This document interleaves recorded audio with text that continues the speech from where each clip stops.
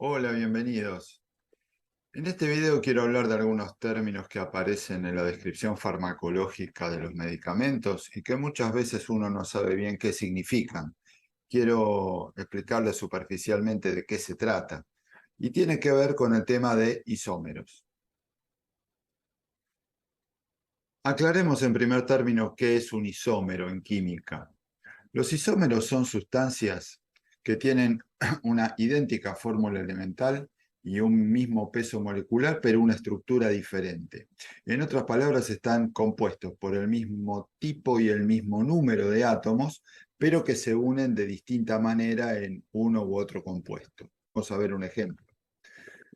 Una sustancia formada por 4 carbonos y 10 hidrógenos, pero de acuerdo a la manera en cómo se organicen, en cómo se estructuren esos átomos, puede dar origen al butano, que es una cadena de 4 carbonos,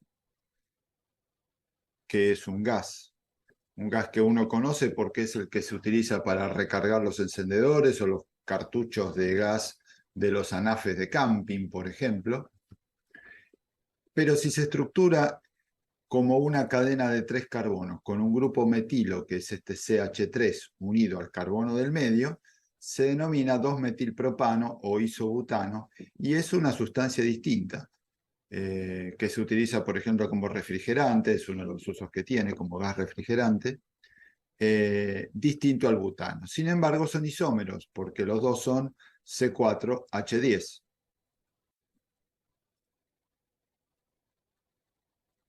Un tipo especial de isomería que es importante en farmacología y en medicina y son términos que aparecen en los prospectos, son los isómeros espaciales.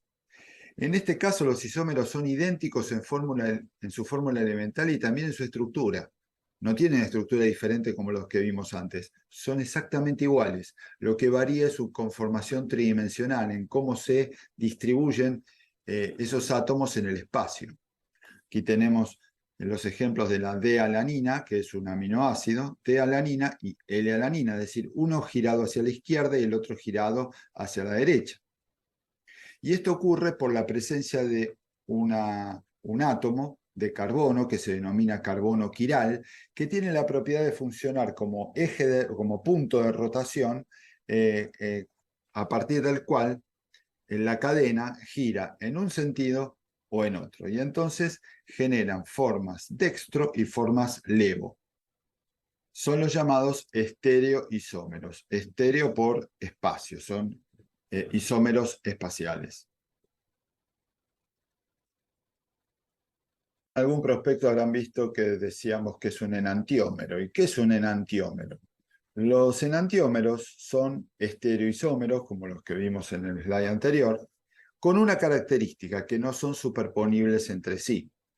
El ejemplo más simple para explicarlos es mirarnos las manos. Tenemos una mano derecha y una mano izquierda que son iguales porque tienen la misma cantidad de dedos y colocados en el mismo orden. Sin embargo, si intentamos superponerlas, vemos que no son superponibles. Y lo mismo pasa con los enantiómeros.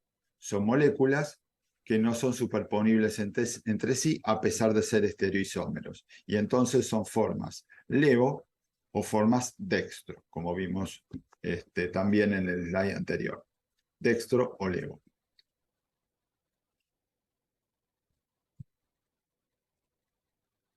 Un tipo especial y diferente de isomería que la traigo a colación simplemente porque aparece en la industria alimentaria y está muy en boga, por ejemplo con las grasas trans, es la isomería cis-trans. La isomería cis-trans son estereoisómeros no enantiómeros, es decir, que son superponibles, se superponen fácilmente. ¿Y en qué se basa la isomería cis-trans?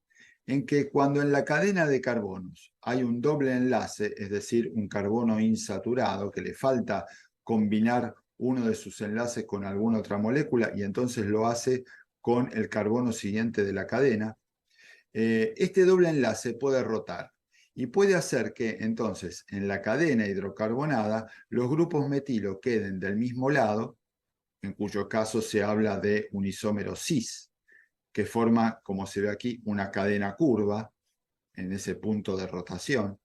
o puede hacer que los grupos metilo queden en lados opuestos al doble enlace, lo cual da origen a una cadena más lineal, que se denomina trans, es el isómero trans.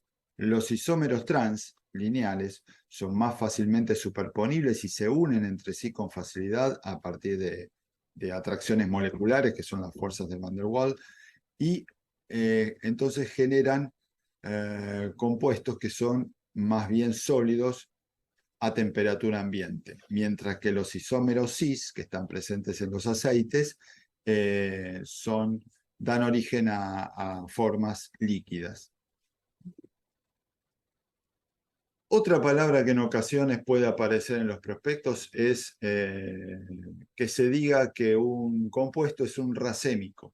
¿Y qué es un racémico? Cuando leemos racémico, ¿de qué se trata?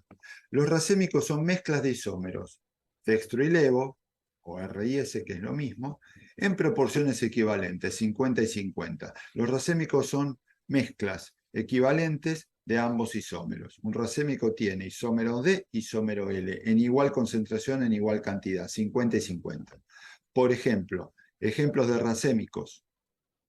La talidomida tiene isómeros D y isómeros L de talidomida. El nebivolol es 50 y 50 de nebivolol y L-nebivolol. El modafinilo es un racémico. El ibuprofeno es un racémico. Es decir, el racémico es una mezcla de ambos isómeros. Pero hay que tener presente que no necesariamente los dos isómeros tienen la misma actividad ni la misma eficacia. Los estereoisómeros D y L pueden tener comportamiento diferente, tanto en su aspecto de metabólico, es decir, cómo se metabolizan, o en cuanto a la actividad fisiológica.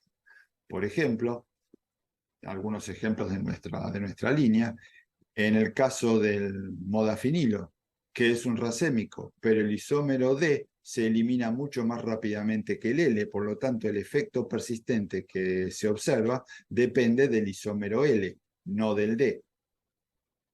Y en cuanto a la actividad fisiológica, en algunos casos ambos isómeros son totalmente diferentes. Por ejemplo, el D-nebivolol es un betabloqueante, pero el L-nebivolol es el que estimula la síntesis de óxido nítrico. Es decir, ambos estereoisómeros tienen una actividad fisiológica distinta. Funcionan como si fueran dos fármacos diferentes. O, por ejemplo, lo que ocurre con el ibuprofeno, en donde de los dos isómeros, uno solo funciona y es activo, y el otro isómero es totalmente inactivo, es decir, no tiene ninguna función biológica. Bien, estos son los conceptos que quería aclarar muy someramente, pero repito, como para que tengan una idea de qué significan esos términos que aparecen a veces en la descripción farmacológica de los medicamentos y podamos usarlas con propiedad. Así que, bueno, espero haber sido claro y como siempre, encontrarlos en próximos videos. Hasta pronto.